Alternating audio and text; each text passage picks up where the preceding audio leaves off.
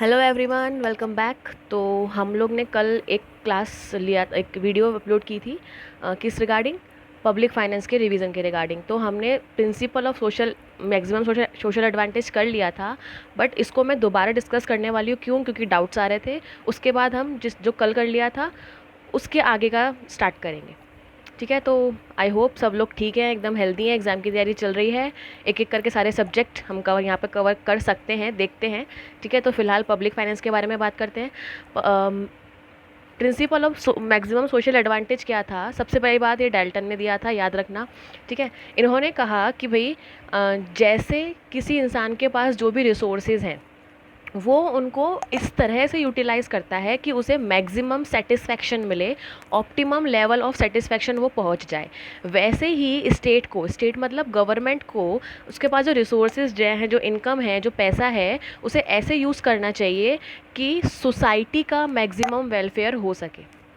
ठीक है, इसको हम principle of maximum aggregate welfare या principle of maximum social benefit भी कहते हैं। इसकी दो अजम्पशंस थी, इसको हम देख लेते हैं। यही थे डाउट बेसिकली कि अजम्पशंस समझ में नहीं आ रही हैं। तो पहला अजम्पशन क्या है? दो अजम्पशन है इसकी बस। और अजम्पशंस होती क्या हैं? वो कंडीशंस या वो सिचुएशंस जहाँ पर ये लॉ या ये प्रिंसिपल काम करेगा। अगर अजम्पशंस नहीं है तो ये लॉ काम नहीं करेगा। ठीक है, किसी भी से भी कनेक्ट कर सकते हो आप।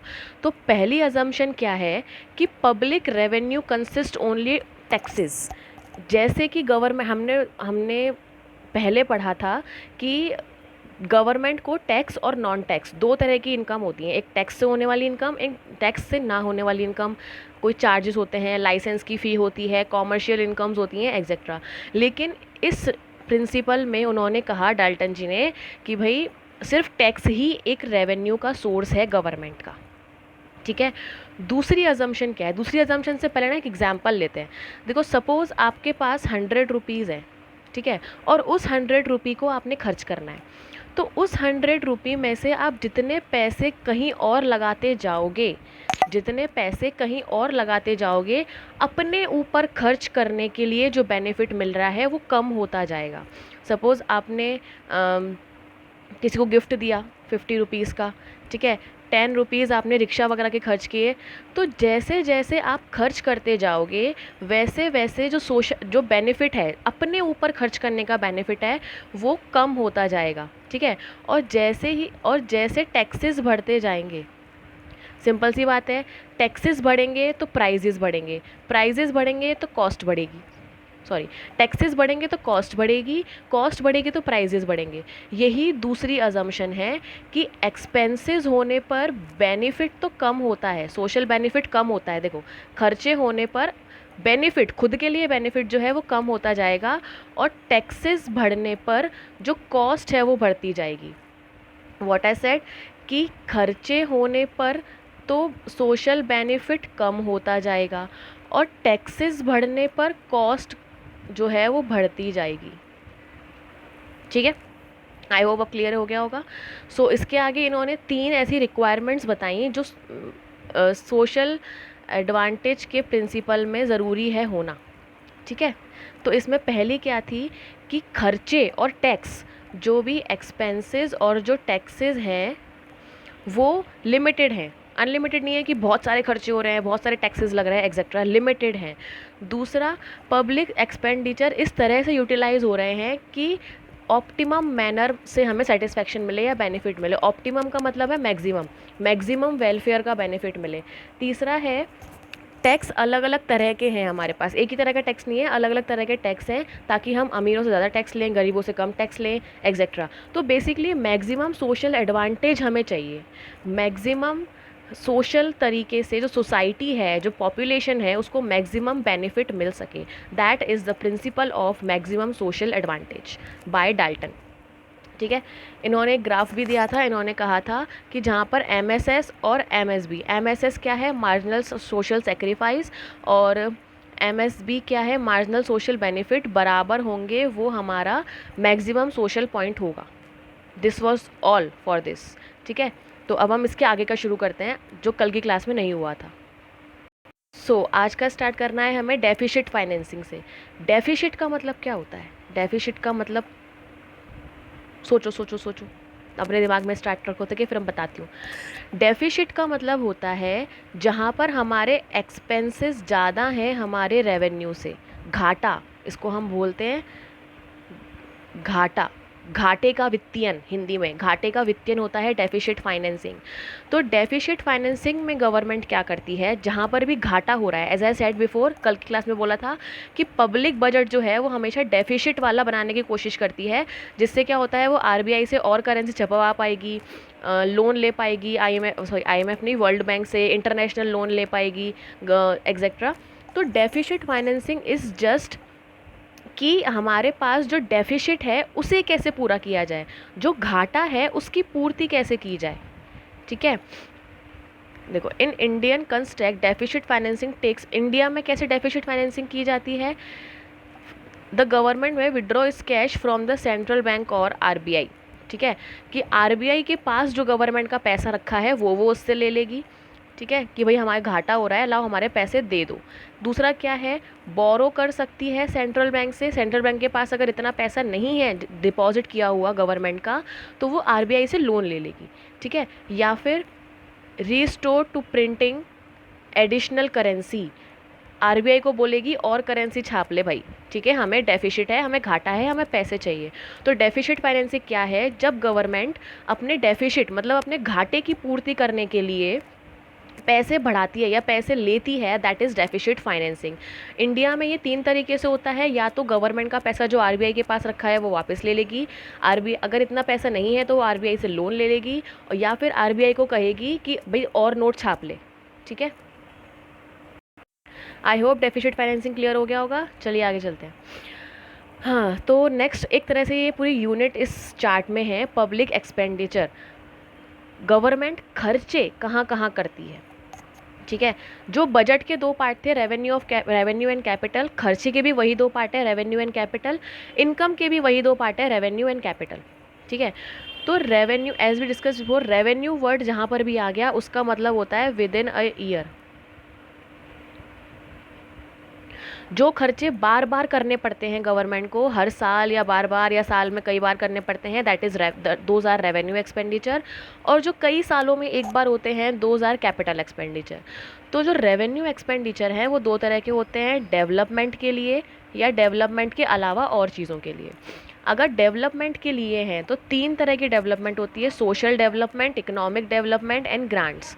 ठीक है, सोशल डेवलपमेंट में वो पैसे लगाती है सोसाइटी को डेवलप करने के लिए, सोसाइटी के लोगों को डेवलप करने के लिए, जो ह्यूमन रिसोर्स है उसे डेवलप करने के लिए, एजुकेशन देना, ट्रेनिंग देना, लेबर पे खर्च करना, रिसर्च पे खर्च करना, मेडिकल एंड हेल्थ फैसिलिटीज़ पे खर्च करना।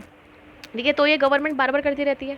एजुकेशन के लिए हर साल बजट आता है, हेल्थ के लिए हर साल बजट आता है, इसके अलावा एजुकेशन में नए नए फील्ड लेकर आ रही है, मेडिकल फैसिलिटीज़ नई नई आ रही हैं, तो ये होता रहता है, इसलिए ये रेवेन्यू है।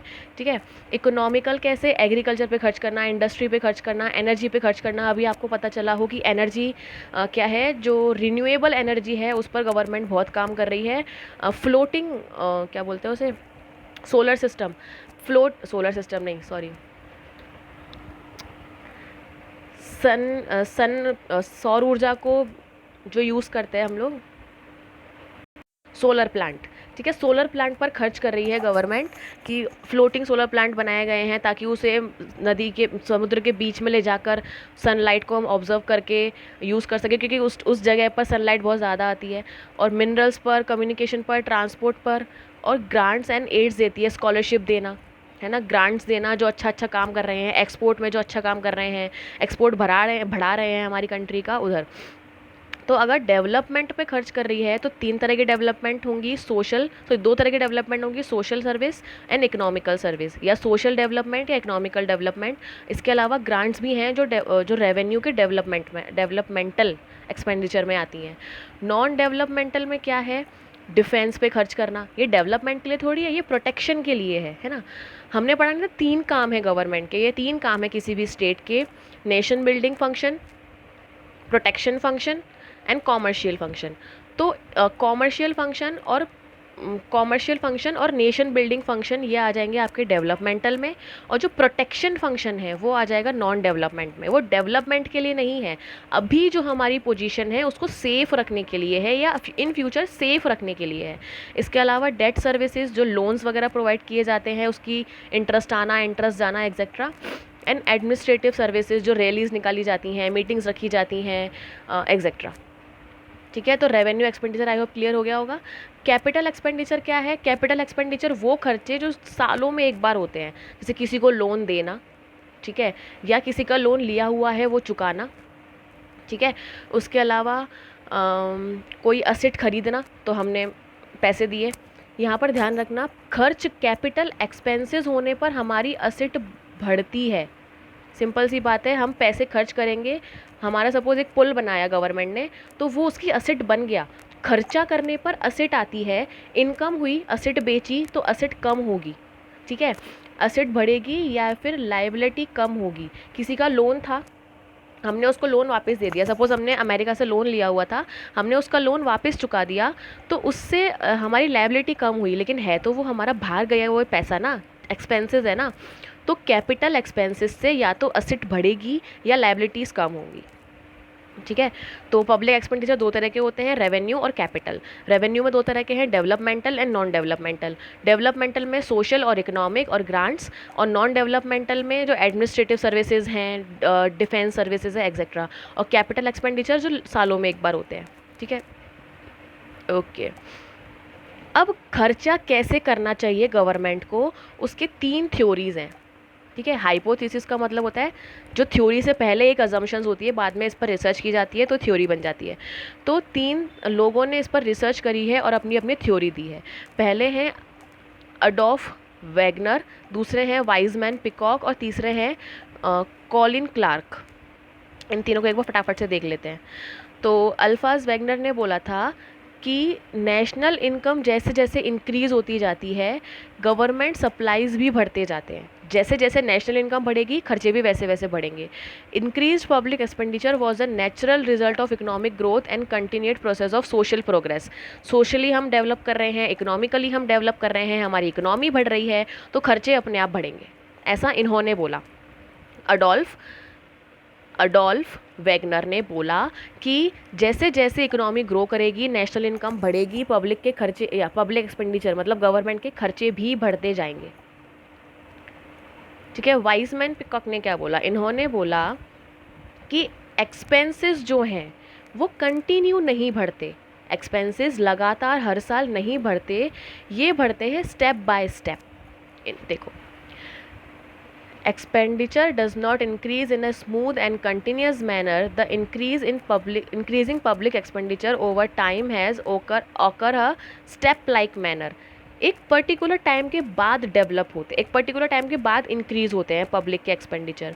इन्होंने कहा कि 3 तरह के इफ़ेक्ट होते हैं पब्लिक एक्सपेंडिचर की वजह से: displacement effect, inspection effect and concentration effect. इसमें से ऐसे भी आ सकता है क्वेश्चन कि which of the following is not an effect according to Wiseman Peacock hypothesis. तो 3 तो ये हैं, चौथा वाला नहीं होगा। DIC, displacement, inspection, concentration. Displacement, inspection, concentration, DIC common सा वर्ड नहीं लग रहा, DIC याद रख लो, ठीक है। DIC जो है वो इसके इफेक्ट्स हैं। अब ये तीनों है क्या? द मूवमेंट फ्रॉम ओल्डर, जो हमारे पहले खर्चे हो रहे थे, जो ओल्ड लेवल था खर्चों का, उससे न्यू लेवल की तरफ जाना डिस्प्लेसमेंट इफेक्ट है, ठीक है।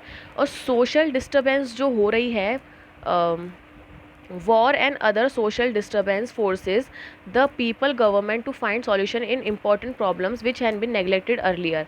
कि भाई जो वॉर्स हो रही हैं, जो सोशल डिस्टर्बेंस हो रही है, उसकी वजह से जो खर्चे बढ़ रहे हैं वो है इंस्पेक्शन इफेक्ट। इंस्पेक्शन में हम लोग देखते हैं ना, झगड़ा वगड़ा तो नहीं कर रहा कोई, तो ऐसे याद रखना, इंस्पेक्शन इफेक्ट में वॉर वगैरह पे खर्चे, डिस्प्लेसमेंट इफेक्ट में ओल्ड लेवल से हम न्यू लेवल पर डिस्प्लेस कर रहे हैं। एंड कंसंट्रेशन क्या है? कंसंट्रेशन है economic activities to become an increasing proportion of the total public expenditure.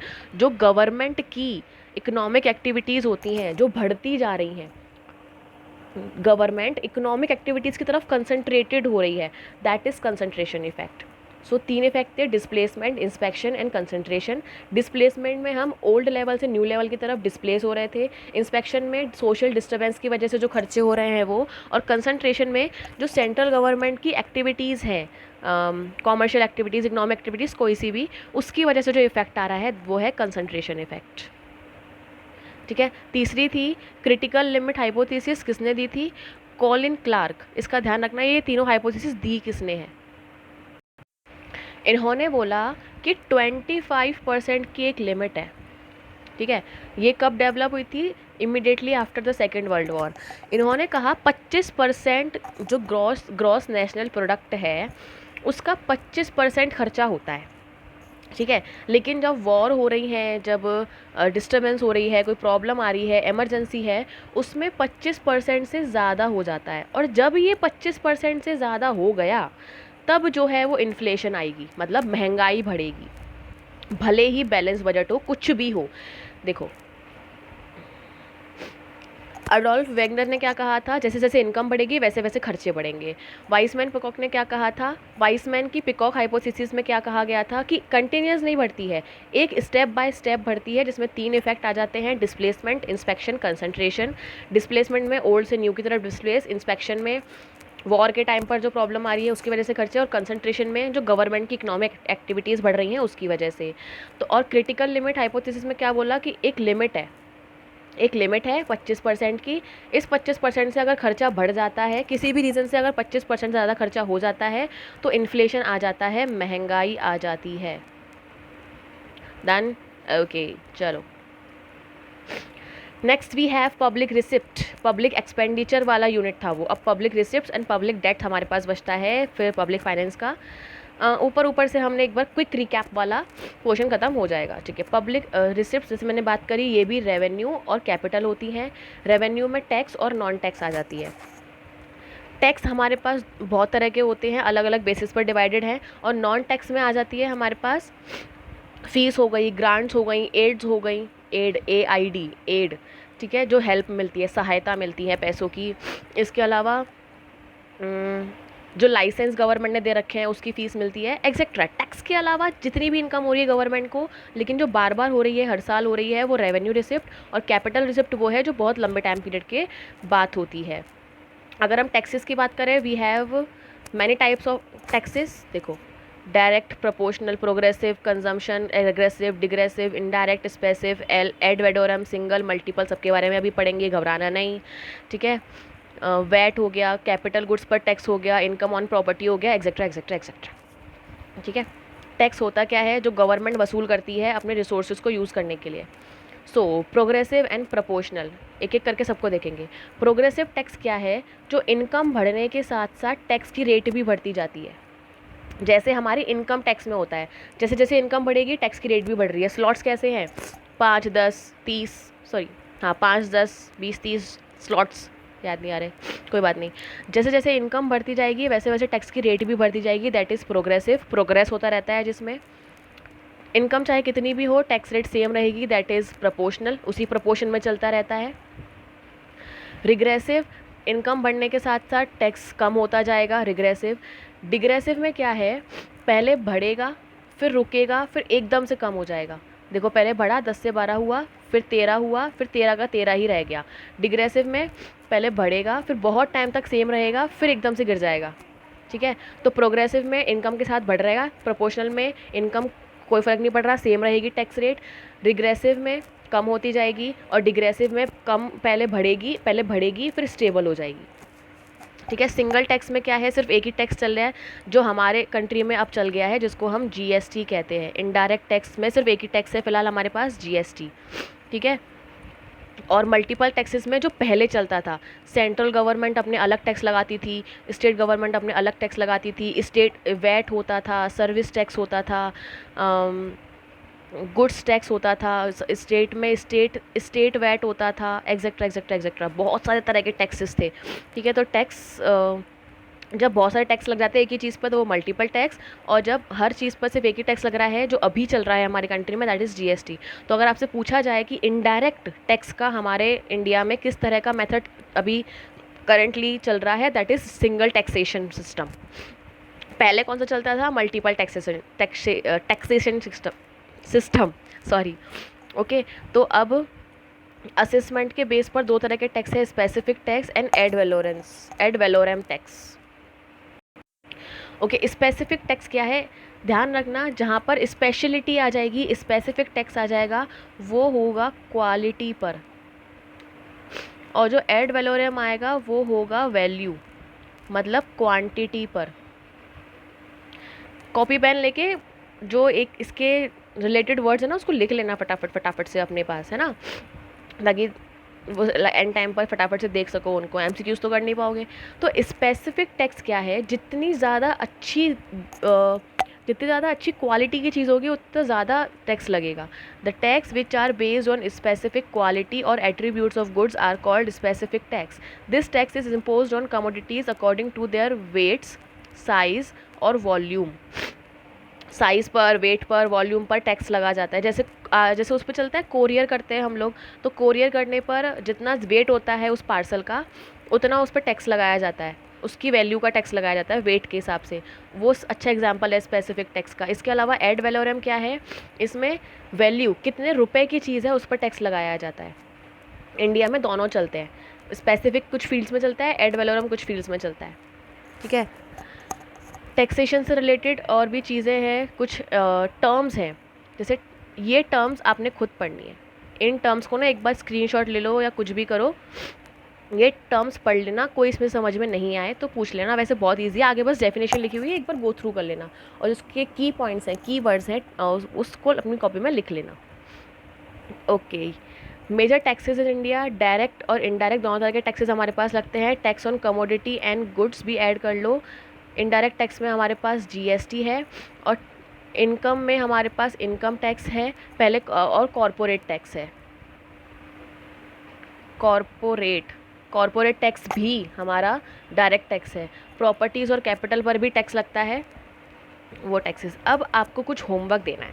Homework क्या, एक तो आपने वो टर्म्स पढ़नी है जो इससे पहले की स्लाइड्स में थी, और ये करना है, टैक्सेबल कैपेसिटी क्या होता है, impact, incidence and shifting of taxation क्या होता है, ये आपको इनकम टैक्स में भी काम आएगा। ठीक है, and major taxes in India for foreign trade में कौन कौन से टैक्सेस लगते हैं, ये आपको खुद सर्च करना है। ठीक है, so public debt, next unit पर आ जाते हैं हम लोग। डेट क्या होता है, डेट बेसिकली लोन है, डेट बेसिकली लोन है जो गवर्नमेंट लेती है या देती है, जो भी है।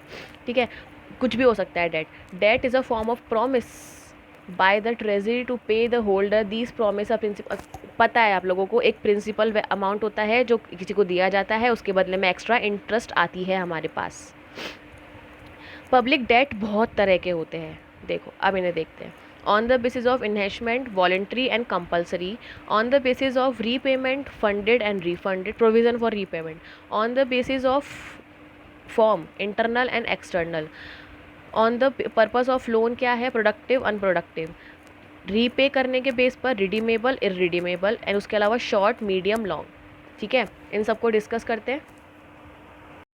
सबसे पहले वॉलेंट्री एंड कंपल्सरी, इसकी थ्योरी नहीं है, सुन लेंगे तो फटाफट से समझ में आ जाएगा। ठीक है, इतना कुछ टफ नहीं है, इसमें नाम से क्लियर हो रहे हैं। वॉलेंट्री, जब गवर्नमेंट अपनी इच्छा से लोन ले रही है, दैट इज़ वॉलेंट्री डेट। ठीक है, या अपनी इच्छा से दे रही है, वॉलेंट्री डेट।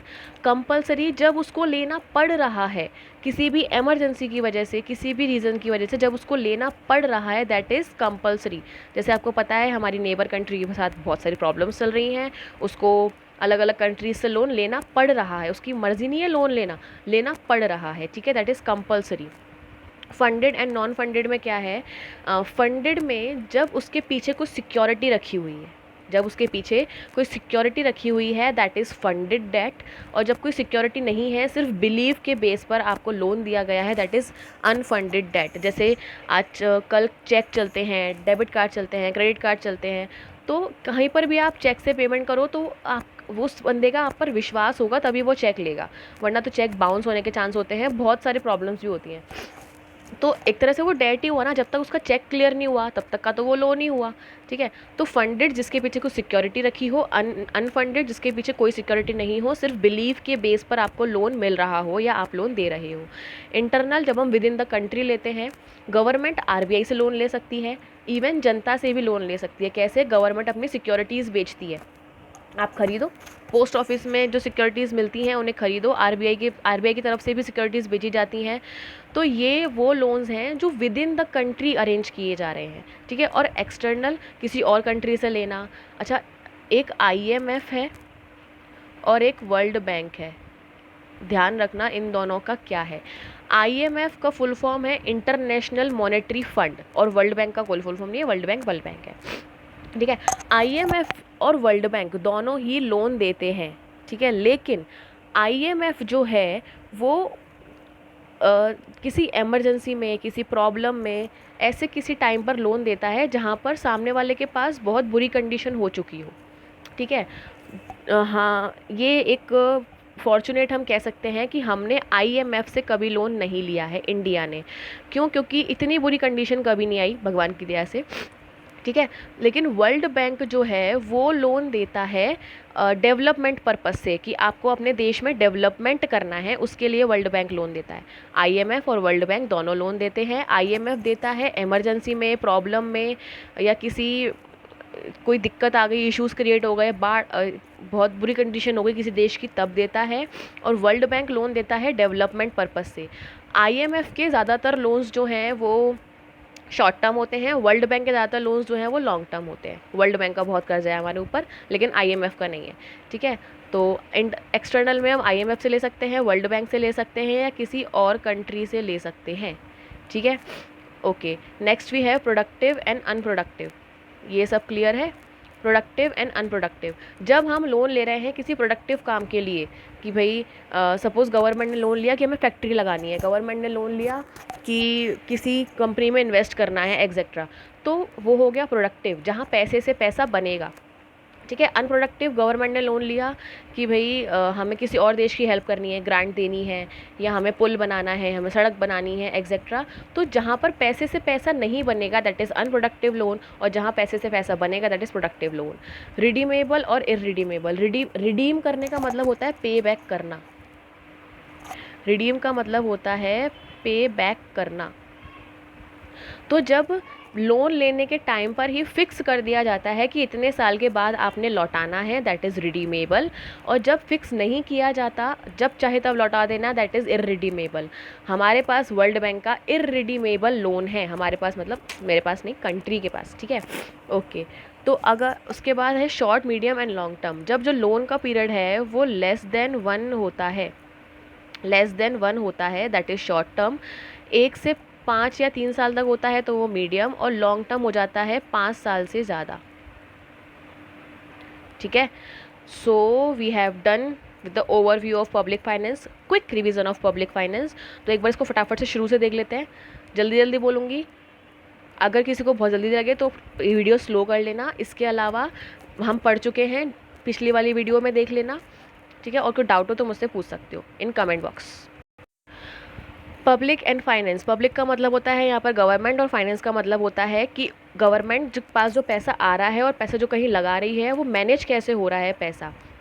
ठीक है, इसके बाद पब्लिक फाइनेंस का मीनिंग हमने पढ़ा था कि public finance is the study of role of government in the economy, कि गवर्नमेंट का रोल क्या है इकोनॉमी में, वो उसका रेवेन्यू, उसके खर्चे, उसका डेट, एक, और ये एक ब्रांच है किसकी, इकोनॉमिक्स की। ठीक है, उसके बाद 3 मेन रीज़न पड़े थे कि पब्लिक गवर्नमेंट क्यों इंटरफेयर कर रही है किसी भी इकोनॉमी में। जो रिसोर्सेज है उसको अच्छे से अलॉट करने के लिए, distribution of income and stability, ये डेफिनेशंस थी जो आपने खुद पढ़नी थी। इंपॉर्टेंस क्या है, economic growth, price stability, economic stability. ठीक है, इक्विटेबल डिस्ट्रीब्यूशन, इनकम का इक्वल डिस्ट्रीब्यूशन, रिसोर्सेज को अच्छे से अलॉट करना, बैलेंस डेवलपमेंट को बैलेंस्ड करना, और एक्सपोर्ट को प्रमोट करना। उसके बाद ये कुछ बुक्स थी जो डाल्टन ने लिखा है, principle of finance, principles of public finance, और टेलर ने लिखा है the economics of public finance, ध्यान रखना। इसका सब्जेक्ट मैटर क्या है? Public debt, public revenue, economic stabilisation, public expenditure and financial administration कैसे हो रहा है वो देखना। फेडरल फाइनेंस क्या था? जब हम फंड्स को डिवाइड कर देते थे अलग अलग लेवल पर, central level, state level, local level, village level, block level, जब हम फंड्स को डिवाइड कर देते हैं, अपना अपना काम अपने अपने देख लो, that is federal finance. India में नहीं होता। प्राइवेट और पब्लिक फाइनेंस में डिफरेंस क्या था? प्राइवेट फाइनेंस इंडिविजुअल के लिए होता है, पब्लिक फाइनेंस पूरे कंट्री के लिए होता है। प्राइवेट फाइनेंस जो है वो हिडन होता है, सीक्रेट होता है। पब्लिक फाइनेंस ओपन होता है, पूरी कंट्री को उन्हें दिखाना पड़ता है।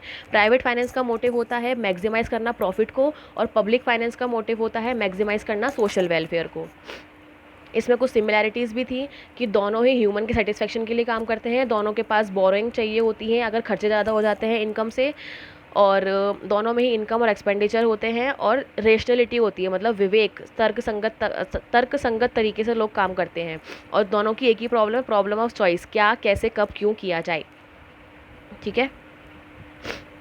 3 मेन फंक्शंस हमने पढ़े थे, national building function, commercial function, protective function. Nation building में इंफ्रास्ट्रक्चर को रेडी किया जाता है, कॉमर्शियल में पैसे कमाए जाते हैं, प्रोटेक्टिव में प्रोटेक्शन किया जाता है, फोर्सेज वगैरह। ओके। कैसे कैसे इकोनॉमिक एक्टिविटीज़ में काम करती है गवर्नमेंट? मॉनेटरी पॉलिसी को कंट्रोल करती है, फुल एम्प्लॉयमेंट करने की कोशिश करती है, डायरेक्ट पार्टिसिपेशन करती है इंडस्ट्री लगा के, पब्लिक फाइनेंस ऑपरेशंस करती है, इन्फ्लुएंसिंग द न्यू प्रमोटर्स, जो न्यू प्रमोटर्स हैं बिजनेस स्टार्ट करना चाहते हैं उनको इन्फ्लुएंस करती है कि हाँ आप आओ नया बिजनेस स्टार्ट करो एक्सेट्रा। पब्लिक यूटिलिटी सर्विस बनाती है, और जहाँ पर कंट्रोल नहीं कर सकती वहाँ रेगुलेशन लगा देती है। यूटिलाइजेशन ऑफ ह्यूमन रिसोर्स को यूटिलाइज करती है, और इकोनॉमिक प्लानिंग करती है। उसके बाद दो तरीके के मेथड थे इकोनॉमिक एक्टिविटीज़ के, डायरेक्ट और इनडायरेक्ट। डायरेक्ट में जब खुद इंडस्ट्री लगा रही है या खुद डायरेक्ट इंटरफेयर कर रही है, और इनडायरेक्ट में इनडायरेक्टली कर रही है, क्योंकि प्राइस, फिस्कल, टैरिफ, मॉनेटरी, ये सारी पॉलिसीज़ जो हैं वो गवर्नमेंट के इंस्टीट्यूशंस द्वारा चलाई जाती हैं। ठीक है। उसके बाद मैक्सिमम सोशल एडवांटेज का प्रिंसिपल था जो डेल्टन ने दिया था। उन्होंने कहा था कि स्टेट को या गवर्नमेंट को ऐसे यूटिलाइज करना है अपने रिसोर्सेज को कि सोशल एडवांटेज जो है वो मैक्सिमम हो सके।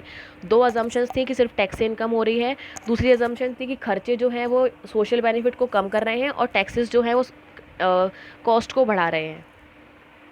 ठीक है। 3 इसकी मेन बातें थी कि खर्चे और टैक्सेस दोनों लिमिटेड हैं, बहुत सारे यूज़ हैं उसके जो ऑप्टिमम सेटिस्फेक्शन दे रहे हैं हमको, और इसके बाद जो सेक्रीफाइस है, जो अलग अलग तरह के टैक्सेस हैं हमारे पास, ताकि सेक्रीफाइस को मिनिमाइज़ किया जा सके।